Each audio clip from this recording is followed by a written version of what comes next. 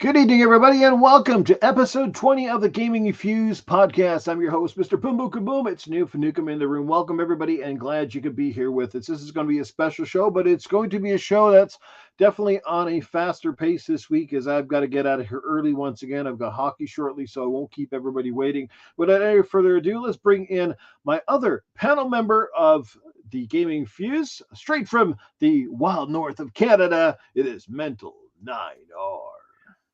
What is up, everybody? Great to see folks out tonight. Looking forward to the show. It should be fun. Missed last week, so yeah, it should be a good time. I'm not gonna delay it. Let's get moving, Noof. Absolutely. Love the background, by the way. Spider-Man 2. Hopefully everybody's had a chance to start playing it. I played it very briefly and loving it. Okay, guys. First of all, let's do this first super chat of the evening. Then we will acknowledge the chat. We've got Doggy Dog coming in hot and heavy. Mental, you can do the honors. Game and Fuse time. Woo! Welcome, Cool Cat Terri. That's right. He beat us to the punch. But let me tell you, she'll beat everybody to the punch. She is the firecracker, the face slapper. She's always dapper. No, she's got some great opinions. I call her almost a female Titan Drago is what I referred to her before, because when she gets some of her rants going, they are pretty epic. She, like I said, she's a spark plug, but she's very knowledgeable, and she articulates things very well. I love her indie spotlights, and you guys may know her from a little podcast called Good Morning Xbox. Is where I found her a few years back, and she's been a staple stalwart ever since. But now we are honored and pleased to have her here as a full-time member of the Gaming Fuse podcast. Welcome, everybody. Cool Cat Terri. Yay! I hope everyone's having a fantastic evening. It's great to be here, and yeah, we should have some good fun going forward. So I'm excited. Amen to that. Yes, it's going to be a great podcast. I think we got a wonderful nucleus here, and it's always a pleasure. I think, and a lot of guys, at least in my chats, certainly appreciate a female perspective from times as well. Because you look at things a little differently than we do, and like I said, Terry's got a little bit of a developer background and stuff. So for those who don't know you, Terry, maybe just give us a quick spin on your gaming background and how you ended up here. All right, so like pretty much I think almost everybody here, started gaming as a kid, been gaming pretty much my whole life. So started out as just a fan of gaming, and then I became a content creator, and I've been making content on Twitch for 7 years, a little over 7 years now. And then I got into YouTube. Then I got into a lot of podcasting. I created podcasts and all kinds. So I have a podcasting background of over 5 years, and then and now I've also been moving into automotive content as well. So I'm kind of all over the place. But that's right. It's been good stuff. Make me feel like a noob. So for those of you who as well like in-depth analysis on some of the best racing games, Terry has played just about everything that's out there with wheels on it, and like I said, she likes to play with the real cars when she's not busy with this stuff. So we're happy to have you, Terry. And I honestly got to say, when I sent you the invite to be on this podcast, I was pleasantly shocked when you came back, because I was like, yeah, she's not going to want to do a nighttime show. I was kind of thinking, but I'll send out the bat signal and see what happens. And I was shocked when you said, yeah, I'm game. And I was like, cool. So yeah, I really enjoy doing podcasts. It's just really about, when is the podcast, because I have to make sure it works with my work schedule. But otherwise, as long as it's on a day off, I don't really care what time it is for the most part. So I'm good. And speaking of that, we'll get that out of the way right now. If you guys didn't know already, and I don't think we have made a formal announcement, we are going to be moving this podcast back to the old Gaming After Dark time slot on Tuesday evenings, but we're going to move it up by a half an hour. So from starting in the first week of November, which is November the 7th, as a matter of fact, the podcast technically is going to be at 7:30 Mountain Time, which is 9:30 Eastern. So guys, write that in your books. 9:30 Eastern on Tuesday nights. That is 7:30 Mountain Time. I'm not sure whichever time zone everybody's in, but mark that on your calendars. We're going to be moving to that. But here's the other downside of things. Tonight's podcast will be the last Gaming Fuse up until the 21st of November. And I'll tell you why, because I'm going to be out of province on next week. And the week after that, that's the last evening that I get to spend with my mom and my stepdad before they head back east as well. And, they're getting up in years. It could be their last trip to Alberta. So I want to spend it with them. They got to take off that night. So I don't want to, I don't want to be here doing a podcast when I should be spending time with my family. So hopefully you guys all understand. It really sucks. It sucks for my panel. It sucks for me. And then the even suckier part is still is when we come back on the 21st, Cool Cat Terri won't be here because she's got overtime and stuff to do. So she's going to be away from us for a couple of weeks as her job calls her away. So it really sucks, but we will get this all in order eventually, guys. Just bear with us. Yeah, the joys of going into the holiday season, And I work in distribution, so I got to make sure you guys get all your stuff so you can have Christmas. So you're welcome. Basically, like Cool Cat Terri Santa Claus. Yeah, so I work with the drivers to make sure stuff gets delivered. So she just doesn't come down your chimney. That's all. So yeah. Let's give a shout out to the amazing chat real quick. Let's go down to the list and acknowledge those who make this podcast worth the while. The Game Complainers, first one in the building tonight, which was a shocker, but good to have you here, my friend. We also see Doggy Dog 420 is in the building. It's good to have you along with us. Timmy is here. It's good to see you, Timmy. We have also got tonight, we've got Talos Ray hanging out in the building. What's going on, good brother Talos? We've got Two Pad Stack, another Canadian brother in the house. Sir X-Man is lingering around. Notorious is in the building. Good to see you here as well. And we've also got Jason Max. Remember Xbox is number one? Our good friend of the show, Mr. Dreadpool, is here. Good to see Dread in the building. RWK88 hanging out with us as well. And I think Titan Drago makes a special appearance. Cheers, fire. Good to see you, Titan. Like I said, I wish you could still be on the show, but Titan, just want to make sure that you remember you have an open invitation to come back if you should ever change your mind.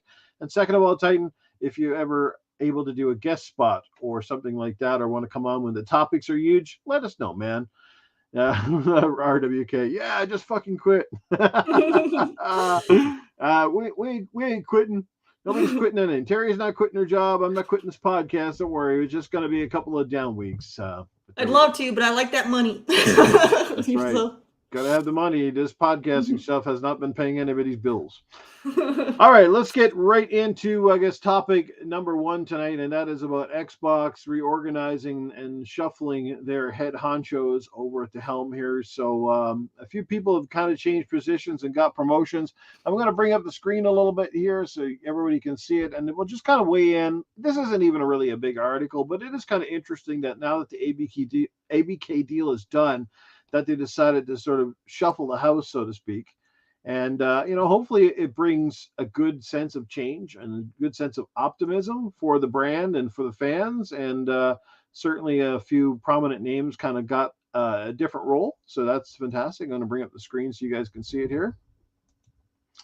All right. As you'll see on the screen, obviously Phil Spencer, now the CEO of Microsoft Gaming, which was that his title all along, or did he move up as well? I don't know. He's been CEO for a while now. Right. I don't think anything changed for Phil. I guess the first couple on the list that are definitely prominent, the rest of them maybe not so much, but here's a few names that we certainly know. We know that Bobby Kotick steps down as the chief executive officer of Activision Blizzard after the end of 2023. So he's only got a couple more months before before he's out of the fold, apparently. At least we think so. Did they explicitly say that? I just heard he was stepping down early 2024. Did they actually give a sort of an indicator? I read it somewhere that at the end of the year that he was stepping out. I mean, the guy's getting a big bonus, and he's going to cash in on all his checks now, I guess. So, and I think for the sake of the, what you call it, is the save face, and for the perception of the brand, it's probably best that he step aside with all the crap that they've had and how his name has kind of come up in the fold and some of those allegations. So, yeah, I think the gaming world was expecting it. And that was always viewed as one of the bonuses to this whole acquisition, was to get rid of Kotick. I mean, I think it's a double-edged sword because the guy definitely knows what he's doing business-wise, but I think he's an idiot. He's done some good things for the brand, but he's also done some. Did I not share the image? No. Well, according to this, it says I am. Hang on, let me just we'll see here. Oh, because I didn't pull it up. There we go. I forgot to hit one button. Oops. All righty. There we go. So now hopefully you guys can see the organization of the of that up on the screen here. Like I said, there is a list of some of the bigger names. I'm not sure what all the titles were prior to, but obviously Matt Booty has now switched titles. He's moved up to the president of game content and studios. He will oversee everything under Xbox, including the stuff over at Bethesda. So maybe that's why Pete Hines decided he was stepping down, because now he will actually have to answer to the Xbox brass now on everything that's happening. You know, you got to treat everybody the same way. You can't have a bunch of studios all kind of doing different things, and no one who's gonna. Someone has to sort of step up and be the face and be responsible for projects hitting targets and missing targets and stuff like that. So, and then Sarah Bond, obviously that was a big promotion for her, because she went from, like, the game, we all knew her from the Game Pass side. She moves up to president of Xbox, so huge promotion for her. And Dave McCarthy moves up to chief operations officer of Microsoft Gaming. Those are some of the big names that certainly moved up in the brass. So what do you guys and gals sort of think about the promotions, and do you think there will be, like, this is a positive for Xbox and hopefully it can move the brand forward? I'm probably most interested to see what Sarah does. To be honest, I mean, I she's think moved many of up a us are. lot just in a very short period of time. So obviously, she's a very intelligent woman, and I'm looking forward to see what she can do on the hardware side of things and how that shapes the future of the consoles going forward. I know, Phil's on the record as saying, we're always going to have the most powerful console, et cetera, et cetera. And, with the rumors of the PlayStation 4 Pro coming and Xbox not responding to that, I'm curious to see, does she try and push forward next gen, get a new box out there sooner, or what happens with stuff like that? So I think that's really cool. As far as Matt goes, he's a guy that I think most people would probably say they haven't been too impressed, because we haven't seen a lot from Xbox Right. Game Studios, but clearly the kitty has some teeth there, because you see some of those emails that came out during Right. the whole Activision Blizzard thing. Maybe there's more to it, the stuff that goes on behind the scenes that we don't see, that warrants this promotion and having Bethesda report through them. So yeah, I gotta say, I'm kind of excited to see what this does for the brand. Yeah, on the weekend during the Good Morning Xbox podcast, shout out to Axel, Cool Cat, Terry, for the podcast on Sunday morning. Shout out to Eternal Shaddai, came out to be with us as well. But that's one of the things we kind of alluded to, is that Matt Booty has been kind of sort of the invisible voice behind Xbox. We kind of sort of know what his role is supposed to entail, but yet you rarely see much of him at all. Whereas, like, Phil seems to be answering all the questions and doing all the promotional work and stuff like that. So, how about yourself, Terry? What can you potentially see out of this? I mean, generally, when people shuffle around, it's because, one, people are due a promotion in most cases, and sometimes the only way to get a promotion or, say, a pay raise is to put you in a title that often commands that. But sometimes shuffling is also because departments need a fresh take on various avenues or how they tackle certain things, and maybe they just wanted to get a fresh new voice or perspective into certain areas of the brand which have been kind of stagnant, and definitely need a kick in the ass as we move forward. Yeah, I mean, it's definitely going to be interesting to see what kind of plays out with everybody kind of getting put in a different position, especially with Sarah. She's, now she's going to be in charge of hardware and stuff. So it'd be interesting to see what she does with that, because that's going to be very different from what she's done in the past for Xbox. So we'll see if she ends up, doing very well with that, or if it ends up being something that she's not able to handle. So hopefully, she should be good to go. We've mentioned before that Phil's been kind of like grooming her for these positions. So he's got a lot of faith in her, and she is, definitely beloved by Xbox fans. So, everyone's rooting for her to do a great job. So it should be good to see what happens there. As for, like, Pete Hines, I want to bring him up. I didn't have much to say on it during Good Morning Xbox, because it was the morning and I didn't really have time to really look into him, because I didn't really know anything about him. But I looked into him a little bit more. And so he was in charge of was public relations and some and marketing and communications. So basically, I mean, he didn't have anything to do with any of like gaming, really, outside of Right. just being the guy who does the interviews and makes all of the advertisements, Sure. So I feel like that's probably why no one really knows about him, because no one cares who makes the posters. You know what I mean? Mhm. So I feel like it's possible that, because I can't really read them, but it looks like they have multiple people on here that do marketing, so they wouldn't need another marketing guy. Right. So it could be, they didn't want him to do marketing, and that's all he knows. They're like, we already got like 2 or 3 people in charge of marketing. We don't need a third, or a fourth. Right. So maybe that's why he actually stepped down, to go, and because that's all he's been doing is marketing. Like his Mhm. entire career, even outside of Xbox, he was marketing. So, yeah, that's maybe more into what really happened there. They don't have a need for marketing. Mhm. So, well, who knows? But best of luck to him. Yeah, like it's probably not he's got a lot of experience, and he certainly is the sort of the face of the Bethesda franchise when it came to launching a lot of games and stuff at the E3s and stuff like that. So yeah, but like I said, I think honestly, and let's get your take on this, but I think for most people the pressure right now is probably on the biggest is probably on Matt Booty, Yeah. because he's got that title right there, as it says, like he is in charge of game content, and no console Yeah. or no platform can win without great games. And God knows that while we've had a lot of games for Xbox, and that shortage does not look to there is no shortage, should I say. Like, it looks like a lot of games coming down the pipeline, and Game Pass continues to get regular content. That will But be It's all about a that quality. difficult position to be in. yeah, I wouldn't want to be in charge of game content, because if the gamers don't like the content, they're gonna crucify you. You know what I mean? So like that's gonna Mhm. be a very stressful position. I wouldn't want it. yeah. And we kind of touched on it on the weekend as well. Do both of you feel that Xbox now is the time to start bringing back and reviving some of the old IPs? Because now with this many studios, like they we know how hard it is to sell a new IP. So right off the bat, if you can go with a successful old IP, you're already ahead of the game. You just got to build something and build it well. And we talked about that on the weekend, like how I said, like I'd love to see a Conquer come back and Banjo Kazooie Mhm. come back, and that's not the only one. Some of the old Xbox IPs that came out, like Crimson Skies and Mech Assault, and we know that Phil's a big fan of some of those old games. So, how about you guys? Any particular franchises they should look into bringing back?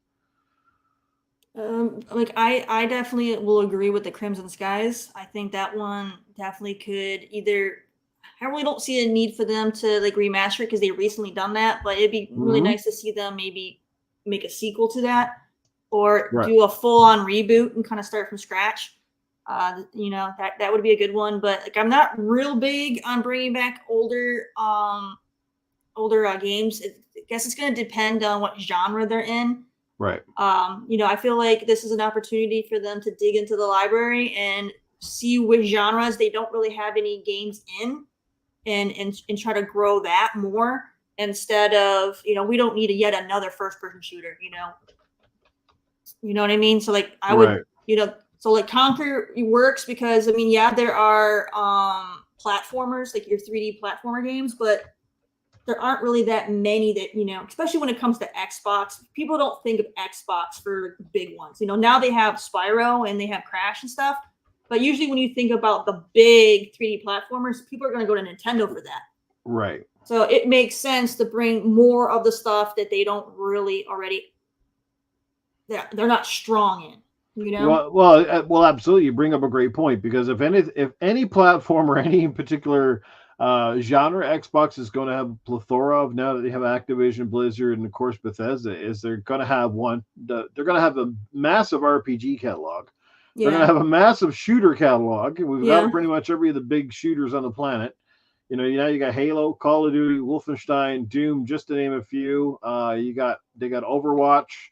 They got like how many other games they got now? It's insane.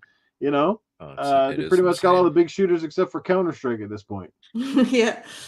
So it's just, yeah, I think that they need to, kind of fill in where they're weaker, and I think that'll help them out because not everyone is into shooters, So try to get a little bit because Phil Spencer himself has even said that he wants to, be that place where he has something for everyone.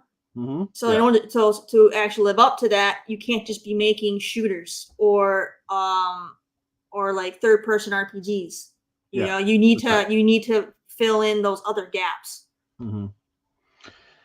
Yeah, like all we know at this point is there is a reshuffling. What that means for Xbox is one of those, tail of the tape. It's, we won't know until we know. Like we'll have to see what happens over the next couple of years. I have a large feeling that a lot of this restructuring is already looking at the next iteration of Xbox, as they start to get ready to build those next consoles and machines and figure out if they're going to do slim versions and refreshes and all that stuff. And then again, they'll have that discussion of what IPs do they think are validated to come back. And I think we all can unanimously agree, including people in the chat, that Xbox needs a fantastic kart racing game that would fill a void in the Game Pass space.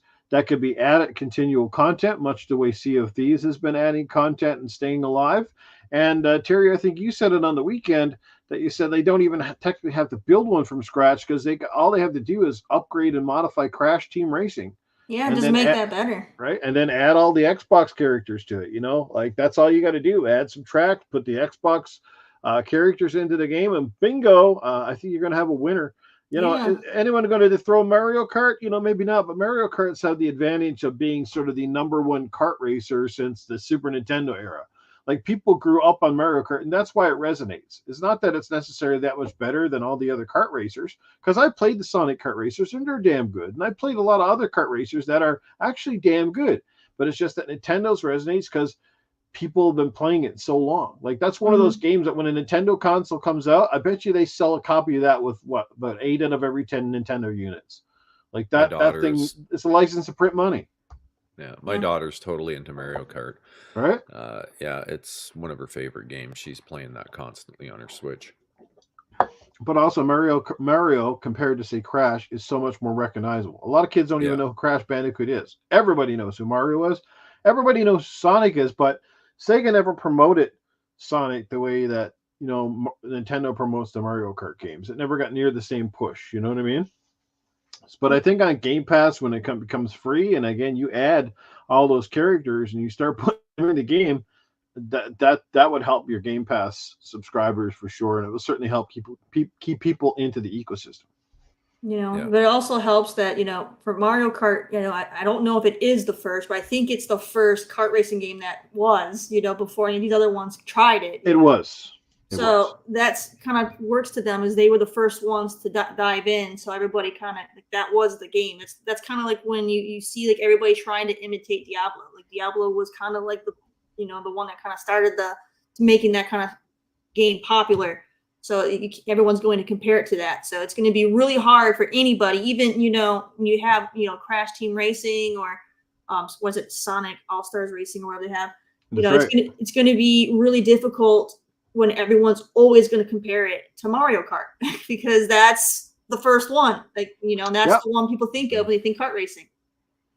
Well, how many people have tried to copy Call of Duty and nobody's dethroned that one yet, have they? No. It's just one of those things that when you become a household name, no matter how hard you try, it's very hard to take those spots. No matter your game could literally be better in every which way and form, but it's got nothing to do sometimes with quality. It's all about the marketability. It's how you market it, where it's presented, how to access it, and like I said, Mario Kart's been around so long that everybody that's ever had a freaking Nintendo system has pretty much had a Mario Kart game to go with it. You can't say that for all the other kart racers. Yeah, right? No, that's true. I mean, even, I didn't have a Switch until just recently because my daughter finally twisted my arm hard enough, I guess. But even for the Wii, we had Mario Kart. Right? It was one of the first games we had. So every Nintendo system I've ever owned, I've had a Mario Kart game. Game Boy Advance, GameCube, Nintendo Switch, Nintendo Wii, Nintendo Wii U. I've had Mario Kart games. Mm-hmm. And don't forget, now we got Disney. Their got a kart racing game coming out too. Right. So, you know, see how that goes. I feel like that one probably won't take, well, it's Disney, so it's going to, you know, take off at first because it's Disney, but then I have a feeling they're going to nickel and dime that one. So it might not survive very long. It's Disney. It's Disney, so it's going to be like, oh, you want new tires? Pay for it. You know what I mean? Mm-hmm. But see, that's the one thing that Mario Kart does not have going for it that the other kart racers could certainly have an advantage on. Because one, on the Nintendo, yeah, you can play Mario Kart online, but look at the difficulty of playing with people that you know, right? It's difficult. You got to have a friend's code, blah, blah, blah. You're always playing, if you do play it online, you're playing against randoms. So can you imagine a global phenomenon, like a really established kart racer on an Xbox platform that could take the online side of that to a whole new level? You could have tournaments. You could have they could, because I think they're doing it. They're going to do it with Mario Kart or one of those games now. You know that where they do like the elimination. It starts with 99 racers and eliminates down to one. You could do that on Xbox. Could you imagine that? It's called like a battle royale for racers. They're coming out with that game mode, and I forget which one it is. It might be even Mario Kart, where you have 99 racers and then you eliminate right down to the last one. Like stuff like that, like could be a huge boom for your system. Yeah, I mean, other racing games already, you know, they just call those elimination. so yeah, I mean, they never do 99 racers, but yeah, I mean, usually it has like a time limit, and whoever's in last place when that time limit runs out, that person's gone. Mm-hmm. Okay, so I got a super chat I'm going to get to right away here.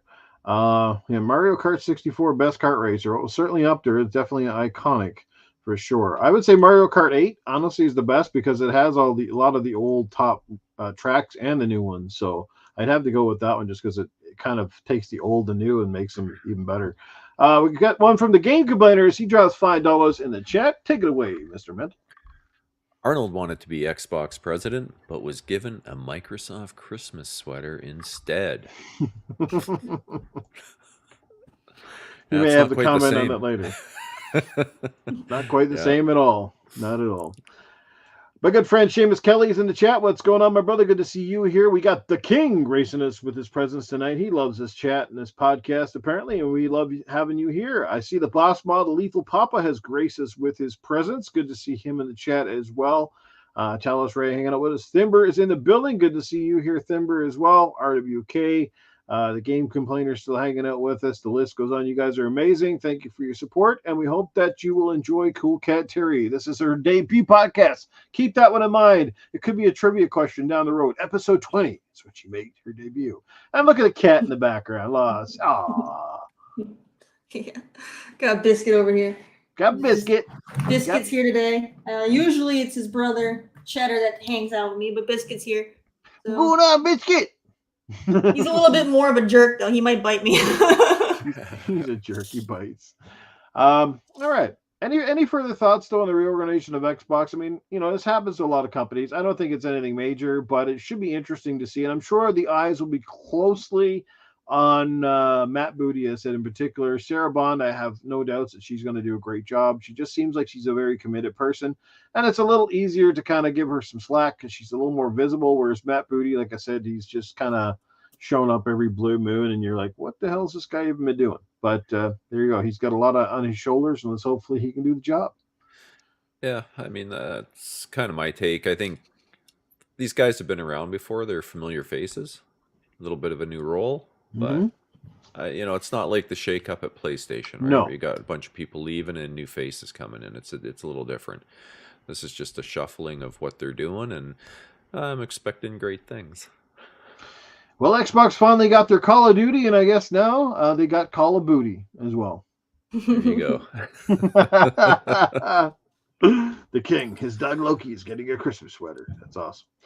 All right, Draven Arrow, what's going on, my brother? Good to see you in the house. All right, let's move on to, I guess, the next article, and that is former PlayStation boss sounding the alarm after Microsoft buys Activision Blizzard comes to us courtesy of GameSpot, shared by Cool Cat Terri.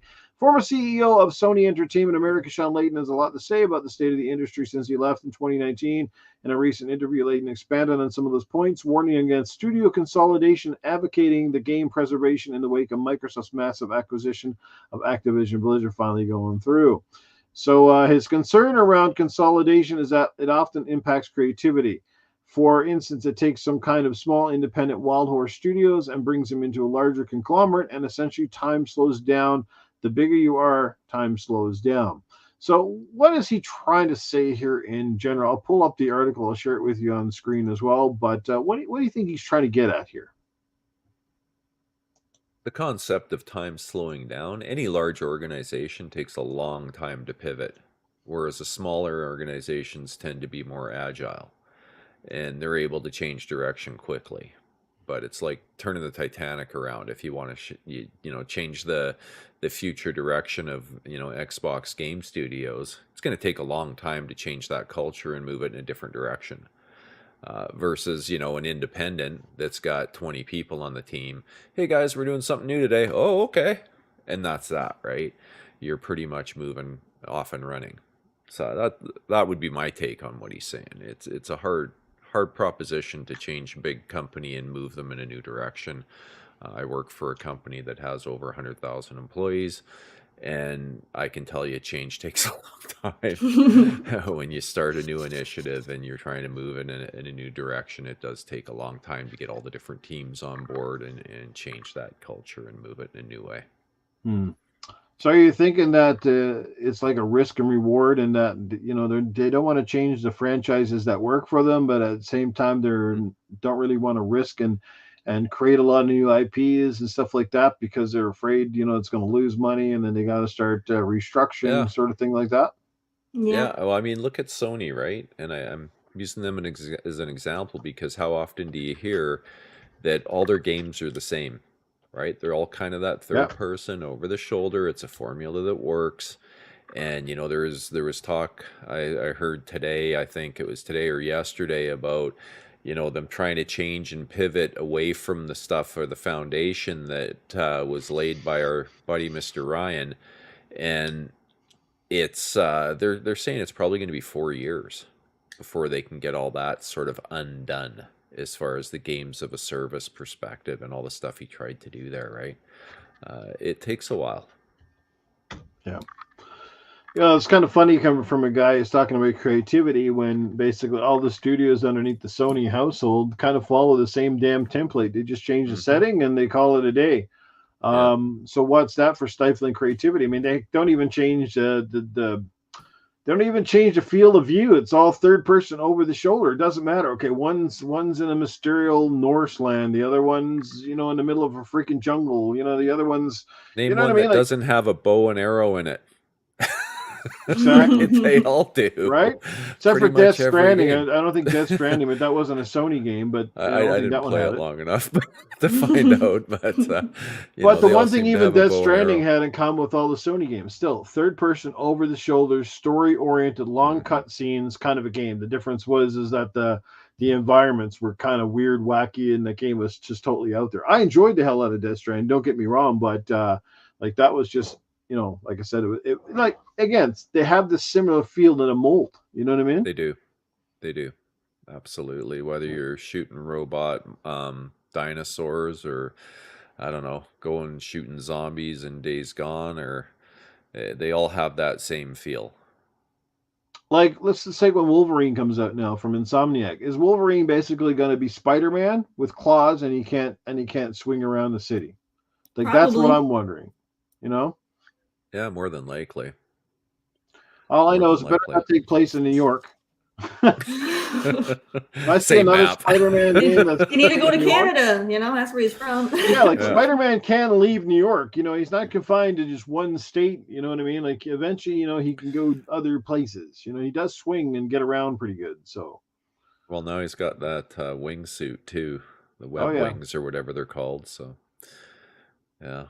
Oh, as good as the new Spider-Man game is, I mean, at some point in time, I'm not going to want like Spider-Man 3 and Spider-Man 4, and they're all set in New York, and they just change the characters. Like, at some point in time, you're going to call somebody's bluff, and you're going to say, you know what? We know why you're pumping these games out so fast, because you keep reusing the same assets from basically the last 3 games. That's why you're pumping them out, because they're not really that far different. I'm not criticizing the game. I mean, I'm glad that Insomniac's putting them out. They're all fantastic games, but you got to call a spade a spade. Yeah, and where would Sony be without Insomniac right now? That's the question. I mean, they've put out 2 games in record time here, right? Since launch. So, and then Spider-Man Remastered too. So, I mean, if you want to say 3, you could say 3, but yeah, it's they'd be lost without Insomniac at the moment. Oh man, Sam saved their bacon. I mean, how many games did they put out in just the last couple of years? Yeah, It's almost exactly. embarrassing. No matter if they are reusing the same assets or not, the fact that they're like triple in production of every other studio, you're like, what is going on? Yeah, no, they're a machine. That's the Like, best purchase. Like, man, they stole one there, that's for sure. I mean, Insomniacs friggin' did. Naughty Dog can't even get that stupid multiplayer mode made. Factions that was supposed to be out on the what was it, on the Last of Us Part 2, which came out, what, 2019, Yeah, 4 and years now ago, and we're it's still waiting. shelved or delayed again or something, I Pretty heard. much canceled. I'm Which thinking, isn't yeah. surprising because they had the same thing with what was it, Uncharted 4? They Hmm. canceled the multiplayer on that one. I Mhm. mean, it's Yeah. repeating itself. Yeah, what's the new Bungie game? That's delayed too now till 2025.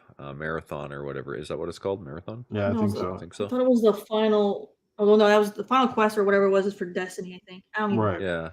Yeah. Yeah. It's their new IP or new old IP, I guess. Yeah. Reboot of that. Yeah, well, I hope Sony's But got some good stuff up their sleeve for next year because I'm yeah. a little bit concerned at this point. We don't really know a whole lot outside of Eternal Blade, but that's not an internal studio. That's a third party exclusive that was supposed to come to Xbox. But outside of that, I'm thinking like, what do I want to buy for my PlayStation next year? I have Yeah. no No, idea. for sure. I just finally got a PS5, and once Spider-Man's done, I don't know what to do with it. It'll probably just go back on the shelf, I guess. I don't know. You Put just it tip it away for a side. You while. just tip it sideways and use it as an elbow, an Yeah. elbow stanchion. When you're sitting in bed at night, you just take it in, eat your cookies off of there. Yeah. No, I'll still be playing on it. What I've been doing is going back and replaying some of my older games on the PS5. I actually finished Uncharted, the first one. What Mm. is it that the remaster, which didn't look like much for remaster. It didn't do the remaster justice, I would say, when you compare it to like the Resident Evil remasters and how they were, redone. But it was still fun, somewhat. Well, we're also hoping that Matt Booty, he's going to step in here, and this is, this will be hopefully part of his job is to make sure that they don't grow stagnant, and to make sure that studios, Yeah. bring old IPs back or renew games that people want, but at the same time still continue to push the envelope for new content, or to maybe re-explore some content that had great principle when it started, but never really fulfilled its destiny. Something like a game like Recore, which had all the makings of a fantastic game, which never fully got realized. But Recore to me is like, again, it has everything there that could made a fantastic franchise, a great character, really cool graphics, tight play control, but again, just didn't get enough development time and was kind of left to wander the desert, so to speak. There's Yeah. things like that, but Yeah, it was pretty that's what they got to bland. go after and make sure that their indie community continues to thrive, because a lot of indies have thrived through Game Pass. And some people refuse to go on there, but to each their own. But I think for a lot of them, from a lot of the articles I read, it seems like most indie devs are pretty happy with the way Game Pass has helped them. The guys who made the Descenders bike racing game, they said that Game Pass like basically fucking like really took the numbers up for that. My kids love So that. that's a good little game, right? Yeah. Mm-hmm. Yeah, they But both that's play the it point. These are the regularly. games that get lost in the shuffle if you're left to just wait for a demo, or you have to buy the full game on a regular service. That's where a lot of those games, they never get explored or discovered, because Game Pass really Mhm. helps people like to dive in without the commitment of having to spend a ton of money to play it. Yeah. In that game, I played that game on PC before it was on Game Pass. That game was terrible. It was terrible, And then they brought it to Game Pass, and they got a lot more people to play it, which allowed them to get more support, which Mm-hmm. helped them get a better budget, so they could actually, make the game what they wanted it to be. And now Mm-hmm. people love it. Interesting. Yeah, but I played it That's originally. That game sucked. So okay. it's I had no amazing. It's idea. amazing how much they got a lot of support once it Yeah. hit Game Pass. Well, and that Game Pass cash infusion, I'm sure helped a lot, Yeah. right? That's So, interesting. I didn't even realize it was out on PC beforehand. So yeah, most indie games go on PC first because it's just easier to to release on Steam. Steam, There's a yes, lot more red tape with all of the policies and things that Mm-hmm. Xbox has, especially their with validation achievements. programs and You all got that jazz. you don't have to really put that much effort into achievements on Steam, but they're very strict about what you have to do around Xbox. So. Mm-hmm. Which is another thing people don't realize. A lot of times, another reason why some of these games get delayed on Xbox over these other consoles is because they're prioritizing Sony. It's because literally Xbox is giving them a lot more hassle to get the stuff approved. So it's not that. So and people don't think about that. They're like, oh, you're prioritizing Sony and PC, and they're forgetting about Xbox. No, Xbox is telling them you can't be here until you do X, Y, and Z. So Right. So it just it's a perspective that people aren't most people I feel like don't even think about. No, you're They totally have a right. pretty rigorous validation program you got to go through. Well, you don't want to end up either flooding the Xbox Live service and Game Pass with a ton of shovelware either, like the Nintendo Switch has currently gotten. Because if you've been on the Switch marketplace, you're like, wow, this thing is littered with garbage. Nothing obviously gets a Nintendo seal approval anymore, that's for sure. Because there's stuff on there. I mean, how do you even get a game that's on there called Calculator and charge people money for it? Like, seriously. Probably the same way Sony had, what was it, IMAO? So like, I'll just go to the dollar store, buy my kid a calculator. Here you go. It's cheaper than the game that's on the marketplace. It's just some stuff that's on you. You're scratching your head like, how did this get on here? You know what I mean? It's so dumb. You even have to do that. The calculator's free on their phone. Right? Seriously, but they're going to charge you calculator. Is it some kind of game or something? I don't know. I don't know. But there is a lot, especially on Nintendo, that you go, wow. And it's so much you don't even know what to pick anymore. Like that's the other thing with Game Pass too. Is it's not just they just throw it in and it's left to wander the deserts. When stuff often goes in Game Pass, it gets some sort of promotional stuff. Like they put graphics up on the screen. They do these little trailers and commercials and different things. And some of those games, and I'll tell you a game that I played this year that would almost be one of my top game of the year contenders. And it came from Game Pass, and it's an indie. It's called Bramble. Anybody try that game? Freaking phenomenal. It was fun. I loved it. I thought it was fantastic, and it had moments in that game that were just as creepy and spooky as some of the stuff you see out of a Resident Evil game. Like when that witch came up at it. Have you played it, Terry? Not yet. It's one of those games that I had been following a long time, so I know like all the stuff you're talking about. I just haven't had a chance to play that one, but I know what you're talking about. This giant witch chases you through the water in a swamp, and it is creepy AF. Let me tell you, I was like, I wasn't expecting this. Yeah, see, even Axel agrees. Yeah, Bramble was insane. It was great. It had good mechanics. It wasn't overly complicated, but it was just a great little game, and it had a nice art style to it. And like I said, if you guys are on Game Pass, you get a chance to check it out. I wholeheartedly recommend it. Looking forward to when Terry does the indie spotlight perhaps on that game one of these days. I did. I actually Bramble was one that I did do an indie spotlight on Xbox, Good Morning Xbox, and that's what kind of pushed Axel to actually try it. And then he was playing it a little bit. He was unsure. I told him to just keep going because I knew what was coming. Yeah. And he kept going, and then now he's he's happy he kept going. So it's good stuff. Yeah, it is. I've made a note here to try it. So yeah, if you like creepy games. Yeah, but it's not meant to be a scary game, but it does have these just moments in the game. It's again Bramble. It's kind of like a fairy tale style game, but it has these elements. Everything in that game is based on real lore that I can't remember what country it is. Sweden or Norway or somewhere. It's one of the it's one of the Scandinavian places. Yeah, every monster in that game is based on their actual lore. See, exactly, and it's just really good. It's well put together, definitely for sure. So hopefully they'll make a sequel or something to that game. But no, this is I totally get what they're going for, and I totally understand where Shaun Labrie's coming from. There is always concerns, especially when companies get this many studios. My biggest concern again is about the layoffs. Studios getting too big. We've seen a lot of layoffs currently, even at Bungie. And I think a lot of it was just that there was a massive hiring spree to get talent while the COVID was going, because gaming was at an all-time fever pitch. And now I think that things are simmering a little bit and budgets have to come down. And unfortunately, studios are cutting some fat, and contractual people are kind of getting let go, and some are getting absolved into other places. We're seeing this all the time, and it sucks. It's an unfortunate part of that business, but it's no different than any other industry out there that goes through these highs and lows and just has to make cuts, unfortunately. Yeah, same thing happening in my company, man. I think roughly 10,000 or over 10,000 people this year so far. Now, a lot of them were voluntary. They were given packages and stuff. They put out the word who would like to retire, and probably 50% of them were voluntary. But nonetheless, it doesn't change the fact that that's Right. 5,000 others that weren't voluntary. So Well, look at Amazon. that's They rough out had to there. hire a crap ton of people during COVID to keep up with demand of packages. And now that Yeah. COVID sort of simmered down, Yeah. they had to lay a lot of people off at their factories because they had too many people. And you can't have, 20,000 people sitting around your factory twiddling their thumbs, figuring out like, Yep. what are we going to do today? That's a lot of money. So yeah, it's no different in the game space. It sucks, but it's just par for the territory.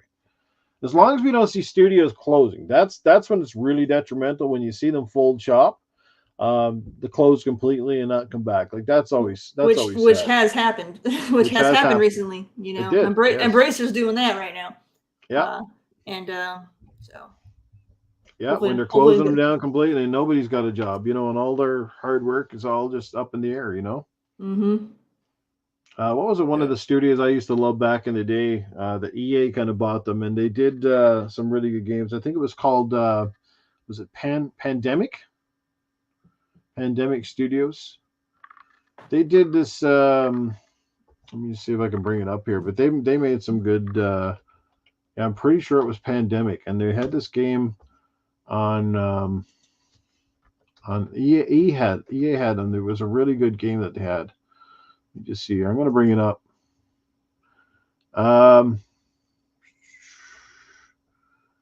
Yeah, they made. Yeah, it is Pandemic Studios.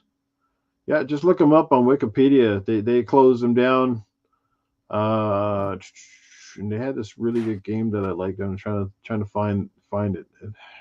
Mercenaries. That's what it was. They made this game called Mercenaries. Remember that? Okay. On the 360. Yeah. Yeah, Mercenaries. World in Flames. That was amazing. They also got rid of Visceral. Yep. They were apparently behind Destroy All Humans. They were behind Star Wars Battlefront 2. Destroy All Humans 2. The Saboteur. They made some really good games. Destroy All Humans was mostly THQ though. Yeah, but they had their involvements. But that was just one of the studios I remember that was starting to gain some traction, and all of a sudden, EA pulled the plug. But that's when EA was really pulling plugs on lots of things at the time. Yeah, bitter about Microsoft closing line. That one never made any sense. I never did quite get that one. Yeah. But yes, that's right. You're absolutely right, Axel. They had the gas mask logo. Yes, that would be them. Shout out to Ryan Galloway and Seamus Kelly in the chat. Those are two of my best real-life friends. I actually get to see these guys on a day-to-day basis. So I guess if you ever want the dirt on Noof Nukem, you can always ask those two guys, right? What's Noof Nukem like? He's an asshole. Depends on who you ask. Yes. Yeah, no, I can be an asshole at times. There's no question. All right. I think everybody's capable of that. When my temper comes out, yeah, I'm not fit to be around. No.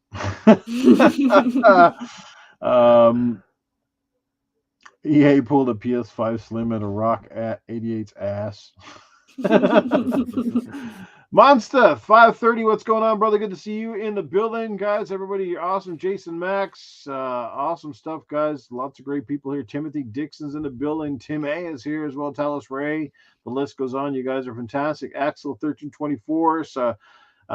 Titan Drago hanging out with us earlier. Good to see him here, at least showing up to say hello. Great stuff, guys. Yeah, where else were we now? We've done that article. on that article. Ubisoft is actually shutting down online services for another 10 games starting in 2024, including a lot of older Assassin's Creed titles. Here are some of the titles that they will be shutting down. So if anybody's still playing them or intends to play them, at least from an online basis, you may want to certainly check them out soon. I will share the screen with you so you can see those titles that I'm talking about. Here they are right here. Hang on. And here we go. Adding the stage. So there we go. There's your list of titles that will be affected next year. Assassin's Creed 2, Xbox 360, Assassin's Creed Brotherhood from the Mac, Assassin's Creed Liberation HD, PlayStation 3, Xbox 360, Assassin's Creed Revelations on the PC, Ghost Recon Future Soldier on the PC, Heroes of Might and Magic 6 on the PC, NCSI on the PC, Splinter Cell Conviction, boo, on the 360. Love that game. Ruse for the PC, and Trials Evolution on the PC. So, yeah, Ubisoft is going to disable online functionality, even for a larger number of titles down the road. So, I mean, it's par for the territory. Obviously, if you're not going to have enough people to warrant keeping the server open for it, that's just kind of par for the course. Am I correct? Yep. Yeah, You it's the can't necessarily reality. blame them. Yeah, Right? people aren't. Yeah. Most of these games people probably haven't played forever, especially with Yeah. Trials Evolution. They've had, what was it? I think Trials HD, and then they had something else. Yeah, that's they right. got they got plenty of other games that people are playing currently. They're not playing that one. You know what I mean? Yeah, I don't think anybody's going to cry. If there's like fucking 50 Yeah. people playing a game on a server, I mean, come on, right? Yeah, like when's the last time someone played Future Soldier? Like what?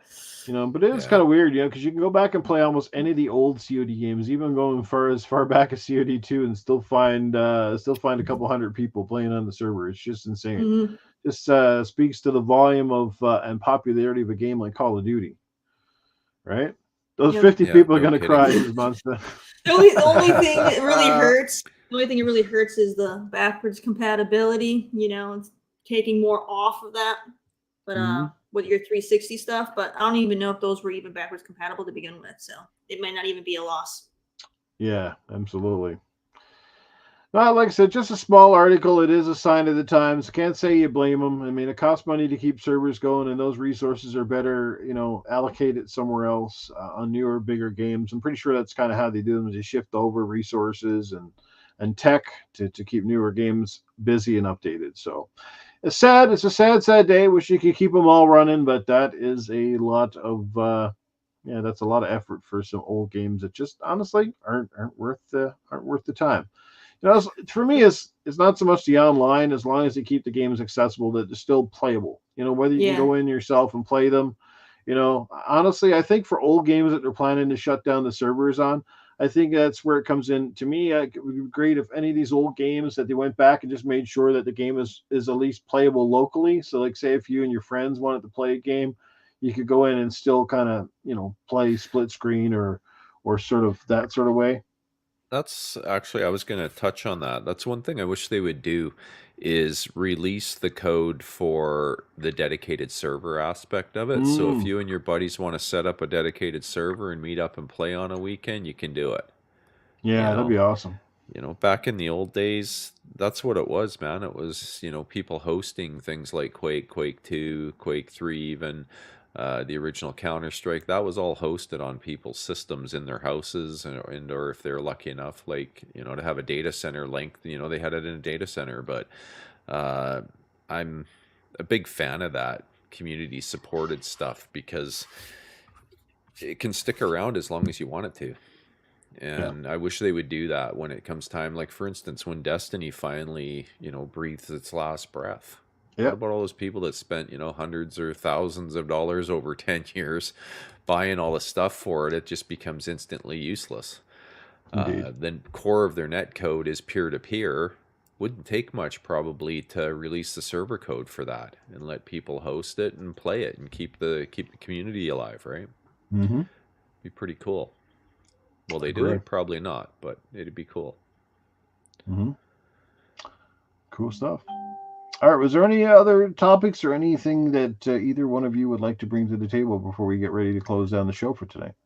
Um, the Xbox with them discontinuing the ability to use some peripherals, I think is Oh interesting. yes, there was another one. The fact that things like Third. Zim and whatnot that Mm-hmm. people used to use keyboard and mouse, that's not going to work anymore as of, I think it was November 12th or 15th, something like that. Yeah. They're going to just make it not work. Now, I've got a device, I don't know if you can see that. It Yeah, adds I do see that. buttons, Right. like so it's more like an Elite. I hope it still works because I like being able to just take a regular controller and plug it in and use this. Maybe it will, maybe it won't. Somewhere I have an Elite Is that controller a with Design Labs controller you held up there, or is that just no, a? yeah, no, it's the Volt or whatever they called Oh it. yes, yeah. But yeah, I forget what this thing's called. I think it's by Media Labs or something like that. I can't remember. Um, but I have one for PlayStation controller as well. And then the other thing I have is a Brook. I think it's Brook. It's an X1 adapter that works with the original Elite. It gives you a rechargeable battery pack. But the real magic in it is I can use it with my PlayStation 4. Yeah. So I just hold down a key combination and I can flip it between working with Xbox, working with PlayStation, and working with Nintendo. It'll work on all three platforms, and then there's also a combo you can hold for PC. So it turned my Elite controller into a controller I could use for everything. And, that type Thimber of says stuff, it I got to hope it do with still pirated functions. controllers, so you may not have to worry potentially. Is it? Oh, yeah, no, I So read most somewhere too controllers that that, are on the market right now, they are licensed by Xbox, like the Power A stuff that I've been using and stuff like that. They have the logo in the box, so there should be no question about it that those are okay. It okay. might be targeting, yeah, it might be targeting like all your like knockoff stuff that you can get on Amazon from like China. Yeah, You that Yeah. know, could be. And that's, great, I guess. I don't know. But I'd heard, I think it was Brad Sams did a video talking like it's going to impact Zim and things like that. Which, I guess from a console perspective, it's probably good because you got people using keyboard and mouse. Although I can attest to the fact that it's not like keyboard and mouse on a PC when you Yep. use those adapters like that. It's really hard to tune out the dead zone that controllers Yeah. have, and it makes using a mouse feel completely wonky. And I only know Hmm. because my brother-in-law had one and tried it out, and he was using it for Destiny because he had broke his arm falling off a second-story roof when he in his roofing days, and he just couldn't hold a controller properly because of the pins in his wrist and stuff. So he had to keyboard and mouse just work better for him. But anyway, Gotcha. interesting. We'll see Yeah, what no, happens. it's I understand why Xbox has got to do certain things like that. I mean, the last thing you want to do is jeopardize your consoles and different things by having stuff that break it and all. And it's a control the market a little bit too. But some of it's to make sure that well, it's like anything too. When you buy knockoffs or you buy like sort of bad stuff, it kind of like for some people that are not initiated, what it does is well, you say you buy this controller, you hook up your Xbox, and it never works very good. What some people would do, some people that don't know the difference would probably blame, Xbox makes these shitty controllers, right? These Hmm. things are freaking terrible, but it's not Xbox, and that's what some people don't realize. It's kind of like I'm in the retail market, right? And there's all these companies out there, you see them online that sell these knockoff hockey sticks. And I'm getting this top end Bauer hockey stick, but it's half the price of the one that they're selling in store. I mean, somebody should legitimately be like, well, if it's half the price, that's got to raise a few red flags, right? It might look Yeah, like the same hockey stick, but it's probably not. But what happens if a mom buys a half price hockey stick, thinks that she got her kid the latest Hyperlight 2, he goes and cracks it the first time he uses it, and then she goes, "Oh, Bauer makes shitty ass hockey sticks. I'm never buying." yeah, You see how this goes, right? It yeah, tarnishes the brand reputation when they don't keep a check on things, because the average person probably doesn't realize that that's not licensed or made by them. So there's a quality control issue, which in turn leads to other issues and warranty issues and everything under the sun too, right? yeah, yeah. No, that's a very valid point. It's all about brand protection and maybe a little bit of licensing fees too. Microsoft gets their little piece of the pie, but if it protects their brand, it's probably a worthwhile thing to do. Indeed. Yeah. Yeah, that was the only other thing I think I really had. I don't know, Terry, if you got something you want to add to the conversation tonight. Gonna get No. you out of here on time, potentially there, Noof. I think Yeah, there no, was we're doing there pretty was a good for super time. chat Yeah, there might have earlier. been. Let's catch up with it, shall we? Yes, there was. So we did Uh, good one. Coming in first is DJ Berto Does. Good to see you, DJ Berto. He drops $2. Go ahead. boom, boom, kaboom! What's happening, panel and chat? You sound like a guy had boogers in his nose. That's that. Boom, boom, kaboom. Well, The stuffy yeah. nose. Stop it! Don't Yeah. tease me about my nasally sound. Yeah. Yeah. Oh, great. Awesome. Well, it's Yeah, I been an got. amazing show. Obviously, we're super excited, like I said, to have Terri on board with us. Like I said, it's going to suck that I'm basically away for the next 2 weeks, so there will be no gaming fuse the next 2 weeks. When we do come back on the 21st, guys, mark it on your calendar. The show will be on Tuesday nights at 7:30. That may play havoc with some other people's schedules. It might work better in the long haul. I think it's going to be okay for the three of us once Terri has done her overtime and trying to get all that Christmas rush stuff out to you people. But that's okay. Yeah, she's away for a couple of weeks. We'll have lots of guests lined up anyways. We head into the holiday season and we get around the game awards and all those topics of conversation. But looks going to be awesome. Can't wait to get back into it. So sorry guys, I mean for the inconvenience, but life happens and I can't control those things and sometimes you just got to do what you got to do. But yeah, it's going to be awesome. Now before we go, I guess we got about like 2 or 3 minutes here. I'm going to just do one character. You guys got to pick who you're going to ask questions to tonight. You got Cletus in the building. Arnold's on standby. Safe House Sam was always kicking around. And even Handy Andy is here. I know we didn't have this section at all last week. So who would you guys like to ask a question to tonight? I'm only going to do one because I don't have time to bring everybody in. So pick your poison and let's roll some questions. We got any from the panel and then from the chat? I want to know what Arnold has to say about the Christmas sweater. So it looks like it's Arnold. All right, Arnold, I'm gonna have to ask you to come in here and all right, so let's Arnold, you in the building, man? I heard you rolling around there earlier. Of course, I'm always in the building. I'm always here watching this incredible podcast, and it really sucks. I mean, that you're just going to bring in cool cat Terri. She just comes in here, and then all of a sudden, she's not even going to be here for a couple of weeks. She's going to come back before December. Hopefully, she's going to be wearing her own Christmas sweater. She might even be dressed up as Santa Claus. But in the meantime, I don't want to wear any ugly Christmas sweaters. I've got enough ugly things around my house, including a lot of the girls I've dated. I don't need any more Christmas sweaters. I want to be taking off my clothes, not putting it on. oh man. There we go. We got another super chat coming. Hey, Curry Cosmos in the house. Good to see you, Curry. And there we go. Iceman LMH in it billing. Rock, he puts up $4.99. Awesome show, guys. Always enjoy and cool to see Terri joining. There you go. No pun Nobody intended, hashtag I'm we sure, want with Terri yet. Cool. Yeah, happy Halloween, everybody. For those of you who are going out or have kids going out, hopefully you have a safe and happy Halloween and, brush your teeth. There's lots of candies and all that good stuff. It's going to be a good time. Yeah. Miss Santa. Oh, Santa Paul. Yes, I remember when Cerebral Paul dressed up as Santa Claus at one time or whatever. Cranky Santa Paul. Wish you'd get him on the show sometime, hopefully. Maybe with the new time zone, actually, he might, because I think he does a podcast normally on Monday nights or something. So might be able to get him back on for a Tuesday night. I know he used to like doing gaming after dark, but we'll see. We'll see what happens. Be good to get Paul back on the show at some point in time. So, any further questions for Arnold from anyone in the chat? I know Iceman wanted to see Safe House. Or no, not Iceman, but Axel wanted to see Safe House. You got a question? Safe House, Cletus, Arnold? And ding ding ding ding ding ding ding ding ding ding ding ding ding ding ding.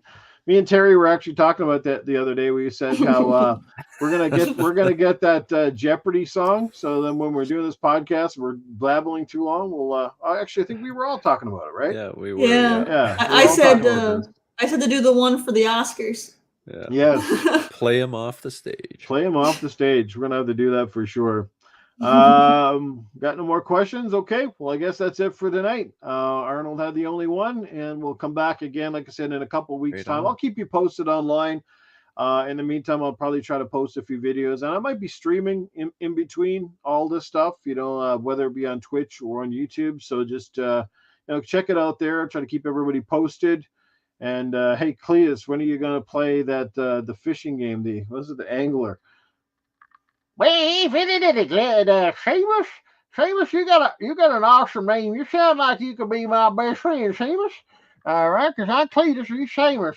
And I'm gonna play that fishing game again sometime. I haven't played that since that first time I was playing it, and I was dropping dynamite down on the fish, and they was half floating up in the surface. Oh shit! I really enjoyed that game. It played easy, it looked cool, and it made me a fool. Man, video games, man, there's all sorts of variety. Now I can't even get over it. There's so many video games right now. It's just I tell you this: there's more video games comes out in one day than my brother's got teeth in his head. You know what I'm saying? It's like I don't know where to do all this stuff. Where'd you find all the time? I don't even know how you guys all find the time to play the video games. I mean, my God, I can't even find time to kiss the old lady half the time. You guys out there finishing this and finishing that. And games have 40 hours and 100 hours. What the hell? You guys even fucking work? Y'all unemployed motherfuckers? Like, what the hell, man? I can't even understand anymore how she's doing that. And everybody, I guess on this, so what they call it, that Twitter, that bird app and shit, and everybody tweeting all the stuff. I see this guy, he finishing this game, he completing this game, and he getting platinum trophies over here, and getting all the gold trophies over here. I'm over here getting I'm getting the asshole of the year trophy. That's the only fucking thing I'm gonna get over here. That comes from my mama. That's all she gonna give me. Honest to God. Now you got me started now. But anyway, can somebody please tell me the secret to getting a good boner, having some good sex, and playing lots of video games? Because I haven't figured it out yet. Well, Doggy Dog wants to know what your favorite Halloween candy is, Cletus. My favorite Halloween candy is probably anything that don't stick to the 2 or 3 teeth that I do have left in my head. That's probably my favorite Halloween candy. I used to eat them ones back in the day. You remember them ones back in the day that they come out? I don't even see them in the stores anymore, but they was like molasses candies. They was these big old chunky things, came in like a wax paper. You stick them in your mouth, and it tasted like, I don't know, man. It tasted like molasses, caramel, and asshole all rolled into one. It was terrible, but I used to chew on them suckers off like chewing tobacco.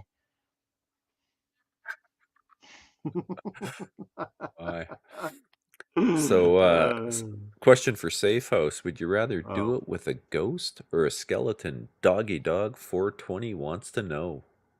Why, I'm not sure, but he wants to know. Well, the best goddamn thing I'm going to tell you this right now, you cut your cock ass, is better off doing it with a ghost because she ain't never ugly or pretty. You can't see the motherfucker. You can't see it. You can't feel it. It's kind of just like me being married. Interesting answer. I mean, if I wanted to do a skeleton, all I got to do is I go down to one of them strips, where they got all them models. All them models is up on the stage modeling all them clothes. Half of them skeletons, they just got their skin draped over a bone rack. That's all they is. I like a woman that got some curves. You know what I'm saying? When she's sitting on top of you, you got a big old, bean bags floating all over your head. That's the stuff, I tell you, that I like. Yes, sir. Bean bags. Ding dong. I'm fucking wrong. That's it. Don't sit on this cock and let's get ready to rock and roll.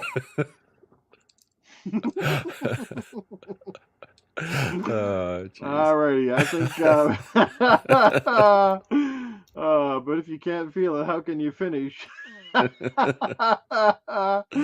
is true. That's a great question. Probably doesn't even know. Oh man, awesome chat. Awesome panel. Great first podcast to have Terri on. Sorry, you got to cut it a little bit short. See you, Biscuit. Have a good night. We will see you all, like I said, in a couple of weeks. And it's been a good time. But thanks again, everybody. Hit that like, comment, share, subscribe, share this stuff out. I meant to let people know where they can catch up with you. Mental 9R pretty much everywhere on Twitter, X, Steam, you name it, Xbox and PlayStation, Mental 9R. Yeah, that's it. And Caffeine Entertainment on the tube. That's it. Stay up with Camp Feed Entertainment. Cool Cat Terri, obviously, when you're, well, now that you're part of this podcast, but you got other stuff on the go, where can people check out your channel and other content that you have going down? You can pretty much find me all over social media as Cool Cat Terri, like you see on the screen. Let's see, I'm on Twitch on Sunday afternoons. Let's see, where's mine? Twitter will be coolcat_Terri. I also have I'm part of the Good Morning Xbox podcast over on the Iconic Video Games channel on Sunday mornings at 9 a.m. Eastern. So you can make sure you guys check that out as well. And yeah, I'm on YouTube. And I have 2 channels. I got the Cool Cat Terri channel, which has got a lot of my older content, my older podcast stuff on there if you want to check that out. Otherwise, I also have an automotive channel called Cool Cat's Alley. So if any of you are also car enthusiasts and you like just kind of like see people work on cars, I do that as well. So, go ahead and check this stuff out. Indeed. She's about ready to rev your engines. Go check it out, everybody. Again, thank you so much. We will see you on the 21st. Terri may not be here, probably not, but she will keep us posted. We'll let you know when she's coming back to the show. But she is a full-time member. Look forward to having her here all the time with us. Like I said, once she gets through her holiday rush and her overtime, but hey, you got to make that money to buy all them games. So that's how it goes. Or in her case, putting new car parts on. Yep. All right, everybody. Take care. It was a great show. Catch you later. Cheers, everybody.